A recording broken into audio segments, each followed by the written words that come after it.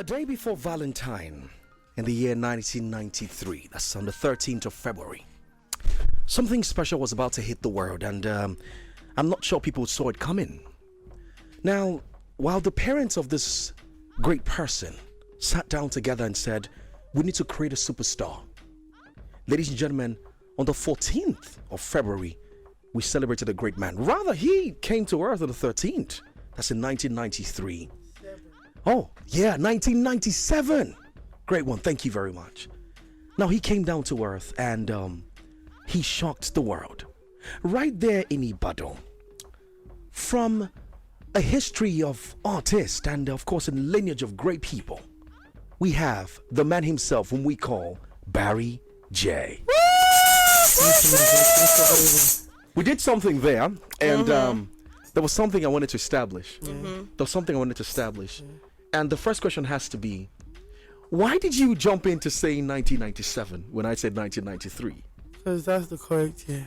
Should I surprise you? Yeah. For every time you check online, you see 1993. Yeah. Now, why do you think that's the case with people not actually getting that correctly? Like, they ever said I was born in Ibadan. I wasn't born in Ibadan. I was born in Sulu, Lagos. There you have it. Yeah. Now, what we're going to do today, we're going to set the records straight. Yeah. Now you get it. That's what it is. That's what we're doing this afternoon. Barry Jhay, you're welcome. Yes, my bro. Oluwakayode Junior Balogun. I swear. We've gotten to your roots now. Let's start off from there. You have a rich history. And the first thing we're going to ask you is, how does it feel to come from a family of legends? And in fact, I don't want to say, but I want to say it's a very epic family. How does it feel for you? Feels like a lifetime assignment. A lifetime assignment? Yeah. And I'm still on it. Have you ever felt the need to, you felt like, I can't meet up to the expectation that's been laid before me? Because we know where you came from. Those that came from it, they did their thing, and I believe I can do better. So that's why I'm on it. Okay. Barry! Okay. Now, Barry, you've got a very huge fan in the studio at the moment, and that lady sitting by your side is one of the biggest fans that you can ever find out there. You just had to put me on the spot. So I'm a really, really big fan, and I think we're talking about your album, we're talking about your song, especially "See God." And I was telling Kolade about how that as a child, whether you liked it or not, in my home, you will listen to your dad. We listen to your dad, and sometimes we want to beg our father that, like myself and my siblings, like, please let us watch cartoons more now on Saturdays. But we had to listen, and from there, I believe that was where I developed some form of love for Fuji, and then of course for other legends like 𝐈𝐍𝐻𝐈𝐍𝐻, that's for Akpala and the likes. So it's so great to have you in the studio. And I think I almost feel like I'm going to have to rephrase that question, right? And ask you about your lineage, right? Your grandfather did music. I mean, your father, some people even say that he invented Fuji music. It's not they said, he did. Okay, let's do this. Now, I think from there, the first question I want to ask is, why are you not doing Fuji? Why didn't you just decide to, like, let me just do Fuji and just follow up from what my dad was already doing? Okay, so the vision from the start was, I want to do better than my dad, and if I want to do better than my dad, I need to try something new. So I had to infuse. I still do Fuji music whether you like it or not, because 100% of the songs, the hit songs you hear come out from Nigeria now. 80% you clearly hear Fuji music in them. But I agree. it's so hard for them to agree and accept that, because we already made Afrobeat like a household name for our music. But I really want people to see from another aspect and get to understand that there are other genres from Nigeria that really made this a household thing. Yeah. Let's talk about the genres. Recently, I saw a tweet. Somebody was talking about how that, what is Barry Jhay doing? I mean, he needs to probably shake things up a bit and give us something fresh, something different, something new. And then somebody was like, is he Afro Adura? What do we even call it? Is he Afro Fuji?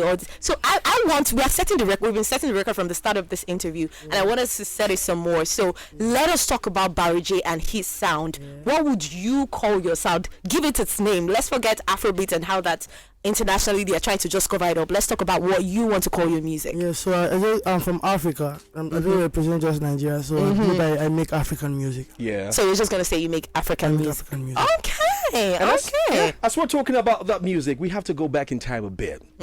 Now, when the song popped, it took everybody, in fact, to the world by storm. First of all, Nigeria. Ladies and gentlemen, let's go back in time and listen to this beautiful song. 𝐈𝐍𝐻.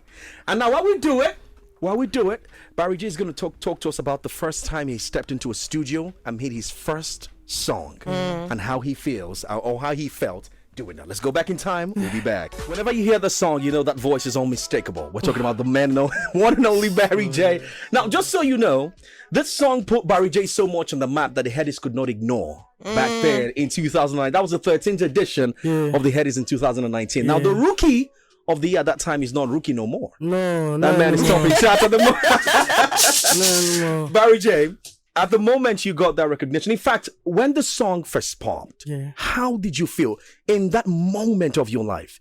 Was it something you expected? Was it one of those songs that you recorded and you were like, I know say this song you could touch on? How were you? Were you in the studio and you were like, at that time I already ran away from home for like a year, and I was staying in the studio.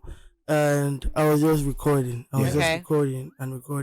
And back then in the studio, before you have to record the song, or before you get to record the song, you need to like be in the studio for like 2 or 3 weeks before the producer make you a song. Is it because they didn't take you seriously at the time, or was it a case of too much people? So you had to wait your turn. You had to really wait your turn to record, and that's why I made it like an habit to have like my full instrument with me, like anywhere I go to the world. I have my setup in the UK, I have my setup in the States, I have my setup out here. So because I really love working. So when I came out, I didn't drop the song officially.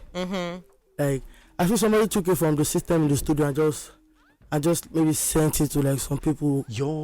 So one time I went from the studio to go greet my mom at home. So I went to buy her something, and this woman that stays on our street. She sells pepper. So she was listening to the song, and I heard it. I had to like wait and confirm that guy. A song you had not even officially released. Yeah, it was already playing. So I waited and I was like, this is my song I'm listening to. I'm not dreaming.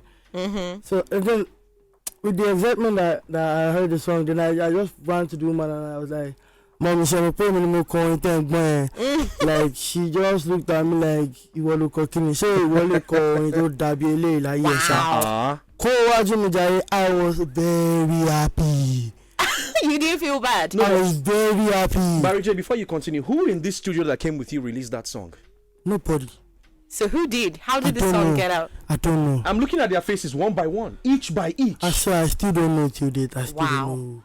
So you can call that divine providence that it was going to happen. God just did this thing. And it's funny, the woman that chased you away, where is she now? I can't remember her no more. But did you see her after your song started to pop and everything else? I tried to, but I didn't meet her anymore. Let's talk about that moment, in 2019 when you won the Headies for won the Rookie of the Year, right? Yeah. And let's talk about how that moment must have shaped your steps going forward. So how did that particular moment shape 𝐷𝐷𝐿 to be who he is today and shape the rest of your music, or the music you made from 2020 up until now?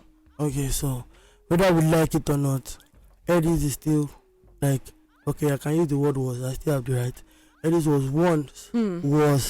once like our own Grammy right in Nigeria. You don't think it is still that?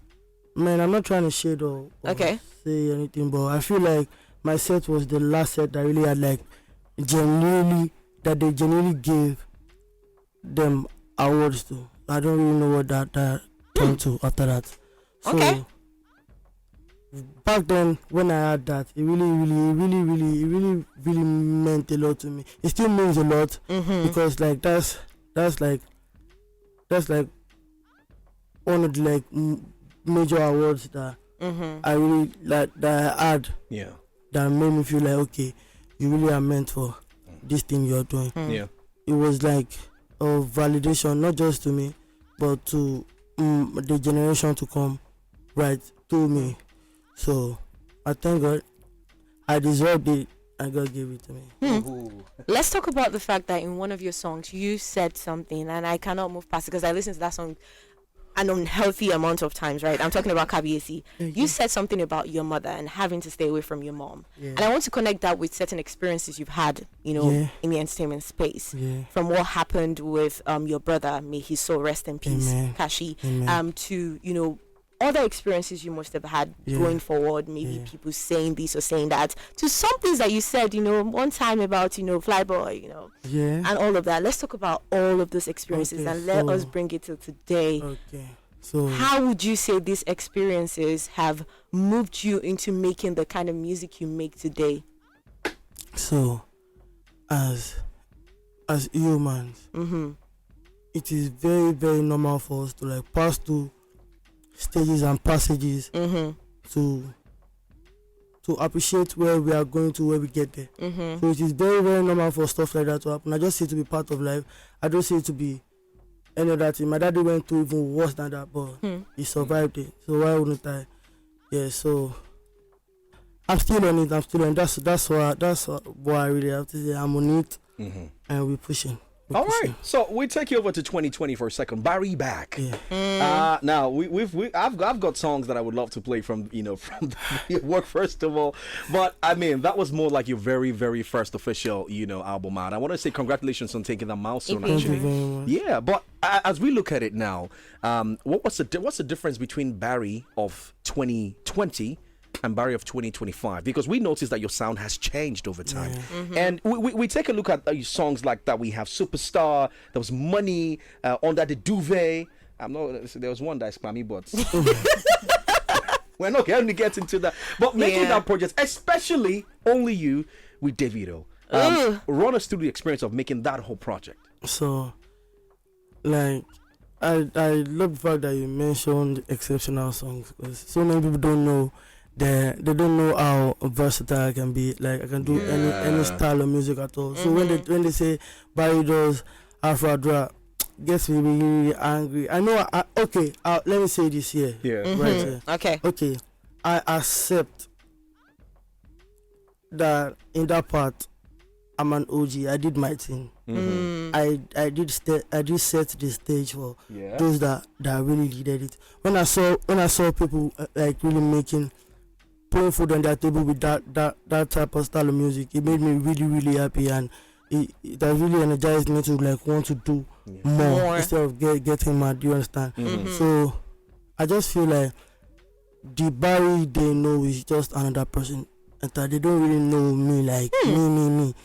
So I feel like you can get a glimpse from my last album, Barista, what I'm about and what I'm about to bring on board. So I'm not about to waste your time no more. Just let's go on this journey together. Let's go. Okay, talking about the journey, I would say that you made a very loud statement with Party Boy Barry. My favorite song of the project would be Kogbede. Because I like that song so much. It was too good. Really, really good. It's my favorite song up until today. I think I still listen to it today. So I have to say, you used that particular project too, because I remember talking about it on the radio. You used that particular project to let people know that, see, I can make the party songs. Forget Afro Adura. I can make the party songs. I think we should connect that to what you've done with Barrister Volume 1. When I did that, they acted like they didn't still understand. So it's just up to me to prove it to them over and over again that I can do it and do better. Okay, so what is now, I think we should just say, what is now the consistent one we're going to be getting now? Because I believe that you've done Afro Adura and you did it so beautifully well. I enjoyed the Party Boy Barry project as well. But now we're at Barrister Volume 1. Lots of amazing songs. You sampled, songs from your father and everything else. So what is Barry about now in 2025? I like the way you're asking that. That shows that you can't predict me no more. You can't be. It shows. So it validates something to me personally. Okay. So just watch out still. And I go cry. When we not cry, let's not before we get all of that, very, very positive violence. Let us say the Lord's Prayer. Okay. We'll be back. You see, 𝐒𝐍𝐒 we they call an industry icon. There's a reason why it's called industry icon. When he steps on the scene, the thing where they talk, if you listen carefully, you go see how. And if Ateta had listened yesterday, if I win, let's have Colade dominate on the microphone. What's up, Barry? How are you doing now? I'm good, my brother. Yeah, it feels good to see you. That's it, man. Well, one thing I've always said, for the industry, and I think it's a conversation I've always, had with so many artists as well. The same thing has always been, don't allow yourself to be moved by conversations in the industry that you forget your calling. Ooh. A lot of times, right? People just want to make music because there's peer pressure. Yeah. And there's, I want to chase the charts. I want to chase the numbers. I want to do this. And you forget that you're actually not growing. And that can just kill your career. Yep. I had an interview over a few days ago, and I said something, and I said that most times people forget that the reasons why people make music is so that they can touch lives, they can change lives, and people can look back and say, right after I'm done with this race, people should be able to say, oh, this person's music changed my life. But if you look at the space these days, you can't really find so many people. It's painful. It is painful. It's sad. It but is someone very like sad. yourself, you make records that 50 years, 100 years from now, we will go back to say, that's what we're talking about, your dad. Yes, so another reason why I can continue with this right now is because I've gotten to a point in my life where I don't need nobody's flowers or accolades no more. I don't need you to tell me nothing. I don't need you to tell me nothing. All I want to do is make good music and feed those in need of it. And that's it for you. Beautiful. It's what every musician should hold as validation. The minute you get to that point where you realize that, you see, my music is not meant for the industry critics or for the few, lots in the industry that would probably say, oh, okay, you're making music, then you'll be fine. And truth be told, if you laugh about it, say music, like I said off the radio, music is supposed to be the food for the soul. If you're not feeding the soul and you're not feeding people, what exactly are you doing? Taking a cue from what you're saying, and I think it's not. You're not leaving the microphone. There's something because I'm so happy that it's a music conversation. We're talking about Barry Jhay. I mean, congratulations on this right now. Yeah. But something has been trending on social media since yesterday or something. Someone made a statement. A lot of artists can't go back to the venues they comfortably did years ago. We're getting cancellations or cutting down capacities. Now, people are saying that it looks like the future of Nigerian music is not as bright as we had envisioned it to be before, because we got news of cancellation of venues, I think from 𝐈𝐍𝐒𝐏𝐈𝐍𝐿 like that.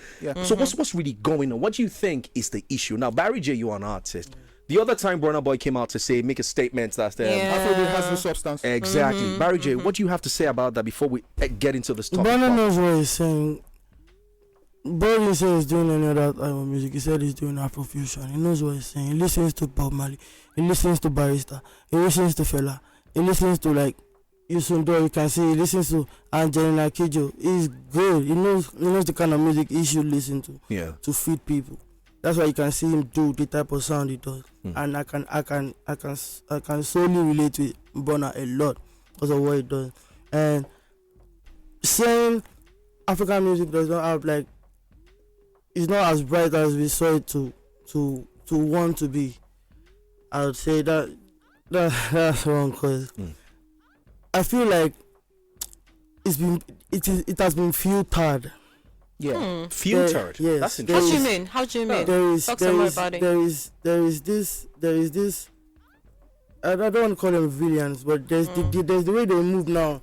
Your music has to sound a certain type of way before they can introduce it to the world. And out there, their ears already filled with that. They don't even really know what's going on Inside. on this end. Do you understand?